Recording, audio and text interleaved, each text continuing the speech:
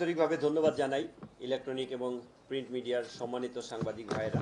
আপনারা আজকে আমাদের এই মিডিয়া সেলে হাজির হয়েছেন। আপনাদের উপস্থিতিকে আমি আন্তরিকভাবে ধন্যবাদ জানিয়ে এবং আপনাদেরকে অভিনন্দন জানিয়ে আমাদের ব্রিফিংয়ের কার্যক্রম শুরু করতেছি। আমরা যে ঘটনার প্রেক্ষিতে আজকের ব্রিফিংটা এখানে বসেছি, সেই ব্রিফিংয়ের শর্ট একটা সিনাপসিস অলরেডি আমাদের ডিসি মিডিয়া তিনি বলে ফেলছেন। তা গত 19 জুন 2025 একটি গোপন সংবাদ ছিল যে ফকিরাপুল এলাকায় অবৈধ মাদক ইয়াবা ক্রয় বিক্রয় এবং লেনদেনের একটা গোপন সংবাদ ছিল, যেখানে রাতের বেলায় এই লেনদেনের কার্যক্রমটা হবে।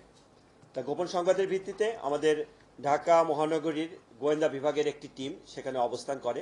অবস্থানের এক পর্যায়ে অসংলগ্নভাবে কোনো এক ব্যক্তিকে সেখানে ঘোরাফেরা করতে দেখে। ঘোরাফেরার পর যখন তাকে জিজ্ঞাসাবাদ করে এবং জিজ্ঞাসাবাদে তার কথাবার্তার অসংলগ্নতা পাওয়া যায়, তৎপ্রেক্ষিতে তার দেহ তল্লাশি করে তাৎক্ষণিকভাবে তার কাছে কিছু ইয়াবা পাওয়া যায় এবং তার মোবাইল ফোনে এই সংক্রান্ত কিছু মেসেজ তারা দেখতে পারে।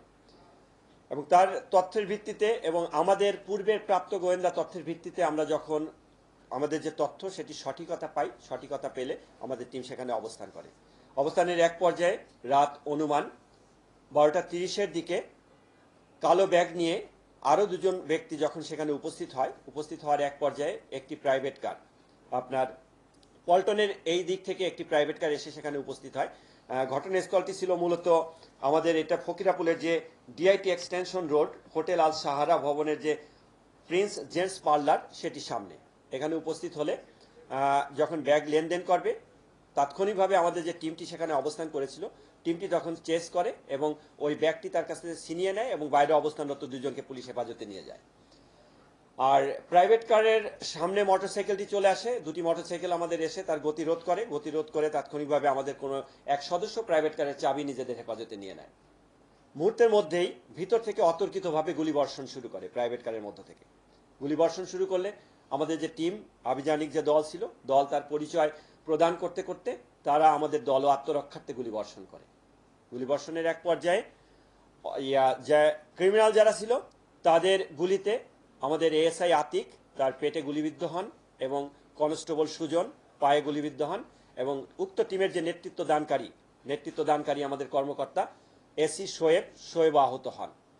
আহতের এক পর্যায়ে যখন গুলি বর্ষণ করতে করতে ক্রিমিনাল সামনের দিকে এগিয়ে গেলে পরে আমাদের টিম ধাওয়া করলে পরে সে গুলি বর্ষণ করতে করতে এক পর্যায়ে অন্ধকার গলির ভিতরে গিয়ে পালিয়ে যেতে সক্ষম হয়। ঘটনাস্থল থেকে পরবর্তীতে প্রাইভেট কারটি তল্লাশি করে এবং ওই ব্যাগ তল্লাশি করে 9000 পিস ইয়াবা পায়। প্রাইভেট কারটি জব্দ করে আমরা আইনানুগ ব্যবস্থা নিই এবং ওই ঘটনাস্থল থেকে আটককৃত মোট তিনজনের নিকট থেকে আমরা গুলি বর্ষণকারী যে তার নাম পরিচয় এবং তার সঙ্গী অন্যজনের নাম পরিচয় আমরা জানতে পারি। জানার পর আমরা আমাদের তথ্য উপাত্ত এগুলো বিশ্লেষণ করে গোয়েন্দা তথ্যের ভিত্তিতে আমরা আমাদের অভিযান অব্যাহত রাখি 19 তারিখের পর হতে। অভিযানের এক পর্যায়ে 26 তারিখে আমাদের কিছুটা সার্থকতা আসে।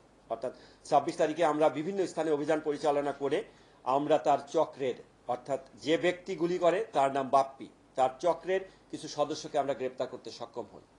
সেই চক্রের মধ্যে থেকে আমরা যেটা গ্রেপ্তার করি, নূর নবী অনিক নামে একজনকে গ্রেপ্তার করতে সক্ষম হই এবং অনিকের নিকট আমরা একটা 7.65 পিস্তল, 2টি ম্যাগাজিন, 14 রাউন্ড গুলি সহ তাকে আমরা আটক করি এবং তার সঙ্গীয় জাহাঙ্গীর, ইকবাল, তারেক, আরমান সর্দার নামে আরো কতিপয় সন্ত্রাসীকে আমরা গ্রেপ্তার করি। সকলে এই বাপ্পি গ্রুপের সদস্য এবং তাদের নিকট থেকে অস্ত্র, গুলি, 4000 পিস ইয়াবা, 3টি মোটরসাইকেল এবং একটি স্টিলের চাকু আমরা উদ্ধার করে তাদের বিরুদ্ধে আইনানুগ ব্যবস্থা গ্রহণ করি এবং তাদের নিকট থেকে আমরা অতিরিক্ত তথ্য উপাত্ত এগুলি সংগ্রহ করি।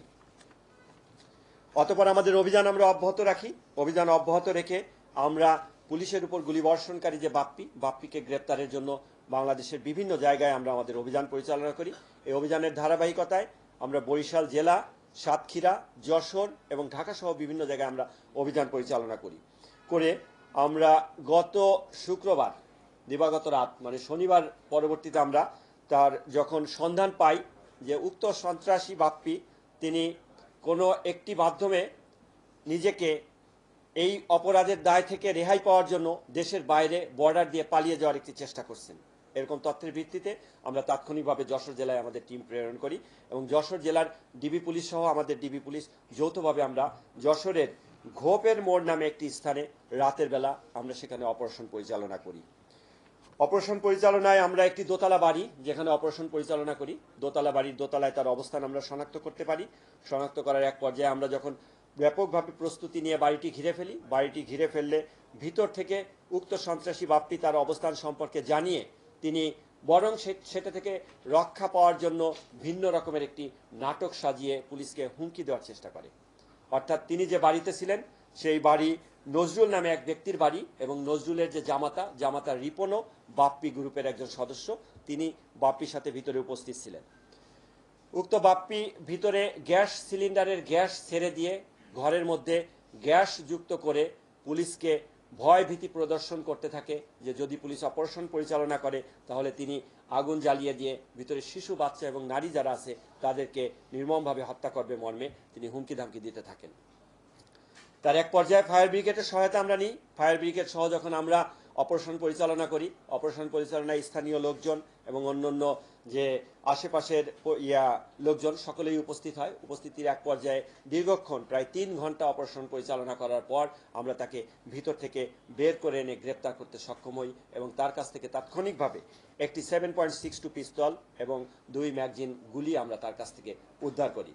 উদ্ধারের পর তাকে যখন আমরা তাৎক্ষণিকভাবে জিজ্ঞাসাবাদ করি, জিজ্ঞাসাবাদের পর্যায়ে সে পুলিশের উপর যে গুলিবর্ষণ করেছে সে পিস্তলটি ঢাকায় তার ভাড়া বাসায় রয়েছে মর্মে আমাদের কাছে স্বীকার করে।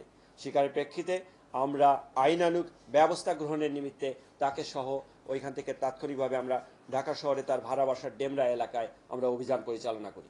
অভিযান পরিচালনা করে তার তালাবদ্ধ ঘরের কক্ষতে লকারের মধ্য থেকে আরও 2টি পিস্তল, বিদেশি পিস্তল এবং আরও অধিক সংখ্যক গুলি আমরা উদ্ধার করি। সর্বমোট তার কাছ থেকে 3টি বিদেশি পিস্তল এবং 151 রাউন্ড গুলি উদ্ধার করতে আমরা সক্ষম হই।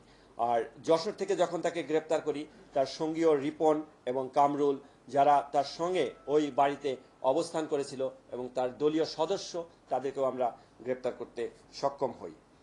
তৎপরবর্তী তার বিরুদ্ধে আইনানুগ ব্যবস্থা প্রক্রিয়াধীন রয়েছে, মামলা চলমান রয়েছে। তাকে প্রাথমিক জিজ্ঞাসাবাদে তিনি একজন মাদক ব্যবসায়ী এবং 2010 সাল থেকে তিনি মাদক ব্যবসার সাথে সম্পৃক্ত মর্মে প্রাথমিকভাবে স্বীকার করেন এবং সে 4টি অস্ত্র সহ যে ব্যাপক গুলি এবং তার 25 জনের মতো দলীয় সদস্য রয়েছে যাদের মাধ্যমে বিভিন্ন জায়গায় তিনি মাদক ব্যবসার কারবারিটা করে আসেন এই মর্মে প্রাথমিকভাবে স্বীকার করেছেন। ইতোপূর্বে তিনি জেল হাজতে ছিলেন মর্মেও আমাদের কাছে স্বীকার করেছেন। অস্ত্র এবং মাদক সহ ইতোপূর্বে পুলিশের হাতে ধরা খেয়ে 4.5 বছরের মতো তিনি জেলে ছিলেন মর্মে স্বীকার করেছেন। তার বিরুদ্ধে একাধিক মামলা রয়েছে। আমাদের এই মামলা সহ মোট আমরা 11টি মামলা তার বিরুদ্ধে পর্যন্ত পেয়েছি। অস্ত্র মাদকের মামলা, তার সঙ্গী অন্যান্যদের বিরুদ্ধেও একাধিক মামলা রয়েছে। তা পরবর্তীতে তাকে আমরা পুলিশের এনে ব্যাপকভাবে জিজ্ঞাসাবাদ করে মূলত মাদকের রুট এবং অস্ত্রের উৎস, গুলি কেনার উৎস বিভিন্ন কিছু আমরা আমাদের এই তদন্তের মাধ্যমে আমরা বের করে আনার চেষ্টা করব। আমাকে ধৈর্য সহকারে শোনার জন্য সকলকে ধন্যবাদ। Thank you.